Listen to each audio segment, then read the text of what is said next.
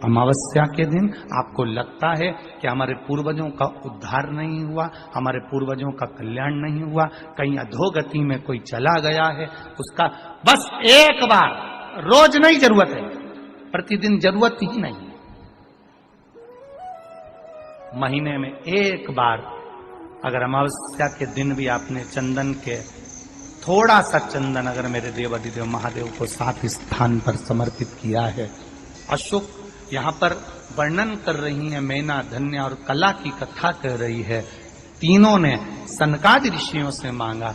चंदन भगवान को अति प्रिय होता है और चंदन ही एक ऐसा होता है जो पितरों को भी प्रिय होता है, जिसका स्पर्श मात्र लगने से पूर्वजों का कल्याण हो जाता है। वो चंदन का 7 स्थान शिवलिंग के बताए हैं, जहां पर भूल से भी अगर कोई चंदन की उंगलियां लगा देता है, 7 स्थान ऐसे हैं जहां चंदन की मात्र उंगलियां लगा देने से ही शिव पितृलोक के पितरों को मुक्ति प्रदान करके वैकुंठ लोक का निवास दे देते हैं। 7 स्थान, और वो 7 स्थान जो चंदन के बताए गए हैं। पहला, भगवान देवाधिदेव महादेव के शिवलिंग पर चंदन का लेपन। समझ लेना जरा बहुत अच्छे से। आपको लगता है स्वप्न में कोई मुर्दे दिख रहे हैं, या कोई जल रहा है, या कोई मर रहा है, या कोई चला गया है, ऐसा भय लगता है। बच्चों को मानी भेजूंगी ऐसा हो जाएगा, पति को मानी भेजूंगी ऐसा हो जाएगा, कोई हमारे कोई गलत तो नहीं कर रहा है, आपको लगता है। 7 स्थान चंदन के बताएं महाराज। पहला शिवलिंग, दूसरा जहां गणेश जी का स्थान है, मालूम है ना सबको, जम के बोलो जरा, मालूम है ना सबको, जहां गणेश जी का स्थान है वहां अलग से गणेश जी बैठे, वहां नहीं। शिवलिंग में जलाधारी के ठीक सामने राइट में गणेश, लेफ्ट में कार्तिकेय, बीच में अशोक सुंदरी। तो पहला चंदन बाबा के शिवलिंग पर, दूसरा गणेश जी पर चंदन की उंगली, तीसरा षडानंद कार्तिकेय पर चंदन की उंगली, चौथा अशोक सुंदरी पर चंदन की उंगली, पांचवा जलाधारी पर चंदन की उंगली, छठा जो शिवलिंग का जल बह रहा है इसके ठीक विपरीत की ओर चंदन की उंगली, और 7वां चंदन नंदी के मस्तक के ऊपर जो 2 सींग लगे रहते हैं उस पर चंदन की उंगली। ये कब लगाई जाती है? या तो अमावस्या के दिन आपको लगता है कि हमारे पूर्वजों का उद्धार नहीं हुआ, हमारे पूर्वजों का कल्याण नहीं हुआ, कहीं अधोगति में कोई चला गया है, उसका बस एक बार, रोज नहीं जरूरत है, प्रतिदिन जरूरत ही नहीं, महीने में एक बार अगर अमावस्या के दिन भी आपने चंदन के थोड़ा सा चंदन अगर मेरे देव अधिदेव महादेव को 7 स्थान पर समर्पित किया है। अशोक यहाँ पर वर्णन कर रही है, मैना धन्य और कला की कथा कर रही है। तीनों ने सनकादि ऋषियों से मांगा। चंदन भगवान को अति प्रिय होता है और चंदन ही एक ऐसा होता है जो पितरों को भी प्रिय होता है, जिसका स्पर्श मात्र लगने से पूर्वजों का कल्याण हो जाता है। वो चंदन का। आपके घर में पितृदोष है, आपको ऐसा महसूस होता है, आपको लगता है, तो किसी भी नवरात्रि के पहले जो अमावस्या पड़ती है, मान लो अपन अमावस्या पड़ी, आप एक अंदाजा लगाइए, तो जिस दिन अमावस्या रहे उस दिन चावल की कटोरी में एक कपूर का टुकड़ा रख दीजिए महाराज, छोटा सा, और कपूर का टुकड़ा रखकर उस कपूर को दरवाजे के बाहर कटोरी में ही, चावल रखी हुई कटोरी में ही उसको पितरों का स्मरण कर कर जला दीजिए। और जलाने के बाद उस चावल को कहीं भी किसी भी वृक्ष की छांव में पक्षियों के लिए डाल दीजिए। शिव महापुराण की कथा कहती है, अगर मान लो पितृ आपको कष्ट दे रहे हैं, पितृ आपको तकलीफ दे रहे हैं, कोई काम नहीं होने दे रहे हैं, या कहीं आपको ऐसा लगता है कि पितरों का दोष है, तो वो पितृ दोष देवी, अब ये जो आप करेंगे ये कब कर रहे हैं? अमावस्या के दिन आप उसको रख रहे हैं। अमावस्या के दिन उसको रख कर रात भर आपने रखा कपूर के साथ में, सुबह एकम पड़ गई, नवरात्रि लग गई, उसी दिन उसको जलाकर आपने पटक दिया। अर्थात उससे देवी और पितृ इन दोनों का आशीर्वाद जो प्राप्त होता है, तो घर में से पितृदोष समाप्त होकर लक्ष्मी की वृद्धि प्रारंभ हो जाती है, कार्य में सिद्धता आ जाती है। मान लो अगर पितृदोष है तो करो, नहीं है बड़े अलमस्ती से रहो, तो ये पितृदोष का स्मरण। तो यहाँ शास्त्र कह रहा है कि पितरों का जो लोक होता है, पितर जो लोक होता है, उस पितृलोक में 64 योगिनियां प्रवेश नहीं करती। शिव महापुराण कर रही है, शंकर की कथा कर रही है। एक छोटा सा उपाय अवश्य करिए। मान लो आपको लग रहा है कि आपके घर में पितृदोष है, आपको ऐसा महसूस होता है, अमावस्या पड़ती है, चावल की कटोरी में एक कपूर का टुकड़ा रख दीजिए, मान छोटा सा, और कपूर का टुकड़ा रखकर उस कपूर को दरवाजे के बाहर कटोरी में ही, चावल रखी हुई कटोरी में ही उसको पितरों का स्मरण कर कर जला दीजिए।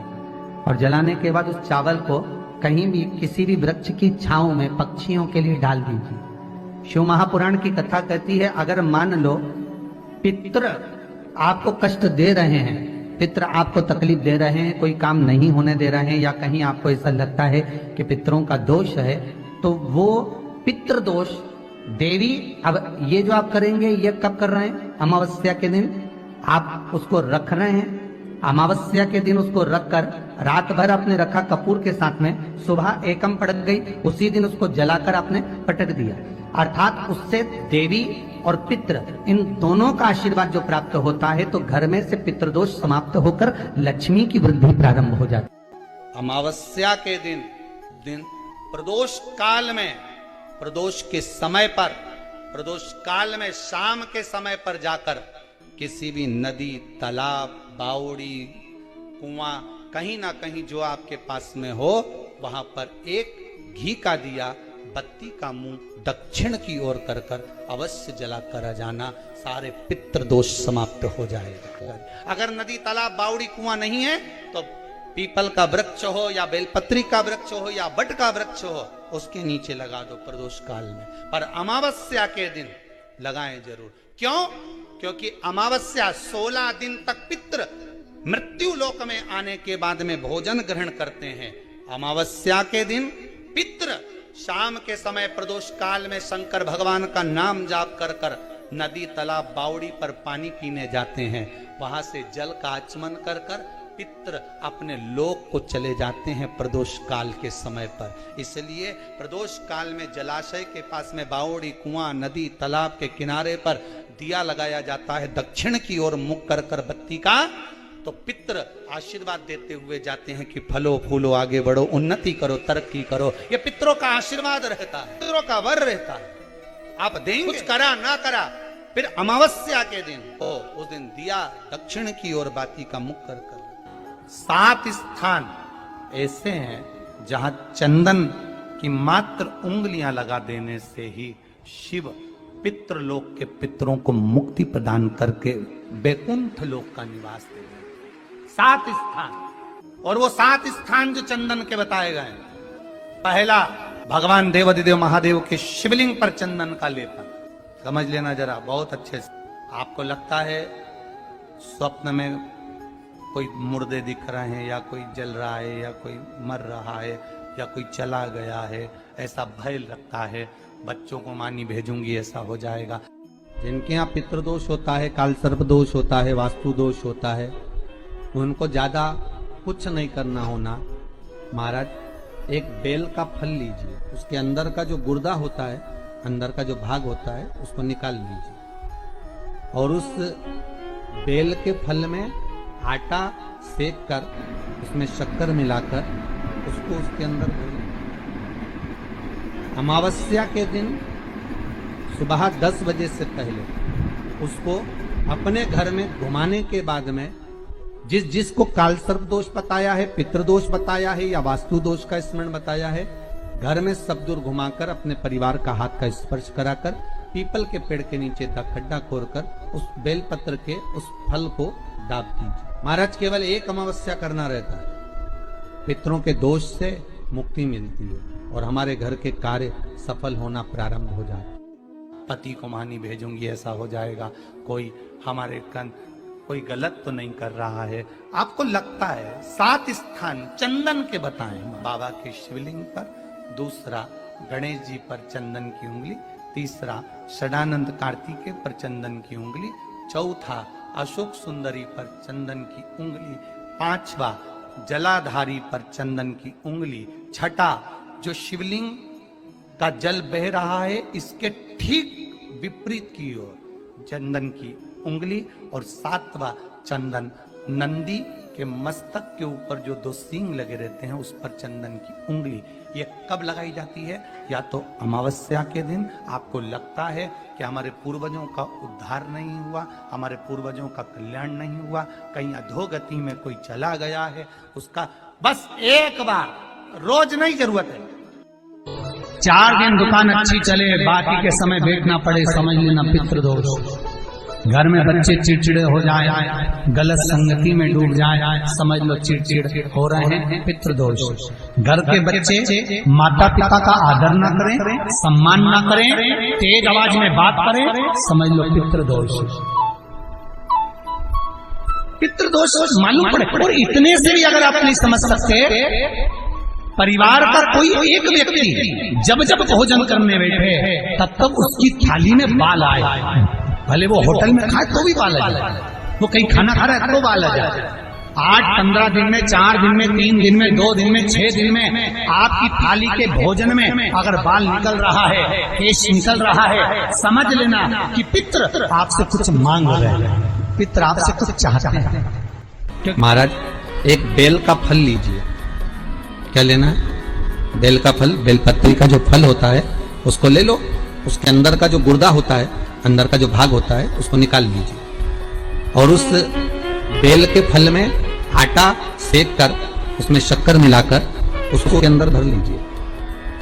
अमावस्या के दिन सुबह 10 बजे से पहले उस बेल फल में जिसमें तुमने पंजेरी भरी है, आटा सेक कर भरा है शक्कर के साथ में, उसको अपने घर में घुमाने के बाद में जिसको कालसर्प दोष बताया है, पितृदोष बताया है या वास्तु दोष का स्मरण बताया है, घर में सब दूर घुमाकर अपने परिवार का हाथ का स्पर्श कराकर पीपल के पेड़ के नीचे का खड्डा खोदकर उस बेलपत्र के उस फल को दाब दीजिए। महाराज केवल एक अमावस्या करना रहता है, पितरों के दोष से मुक्ति मिलती है और हमारे घर के कार्य सफल होना प्रारंभ हो जाते हैं। कार्य की सफलता होती है, कार्य में सफलता प्राप्त होने लगती है।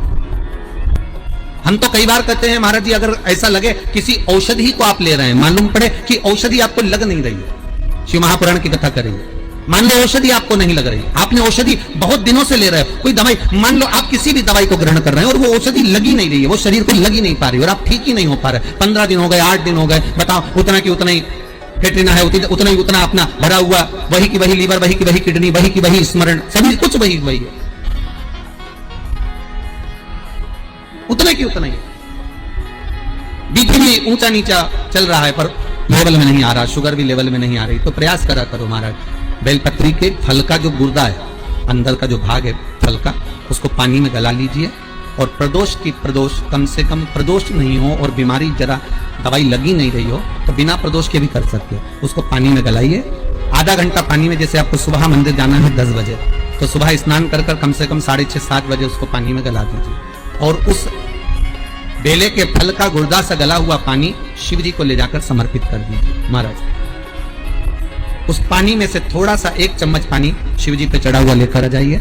उस पानी को जो बीमार व्यक्ति है उसको औषधि देने से पहले मात्र आधी चम्मच से भी आधा चम्मच उसको दे दीजिए। भगवान शंकर का श्री शिवाय नमस्तुभ्यम का जाप कर उस पानी को देने के बाद अगर आप औषधि देंगे तो ये पक्का है कि औषधि अपना कार्य करना प्रारंभ कर देगी और वो स्वस्थ होना प्रारंभ हो जाएगी, वो स्वस्थ हो। औषधि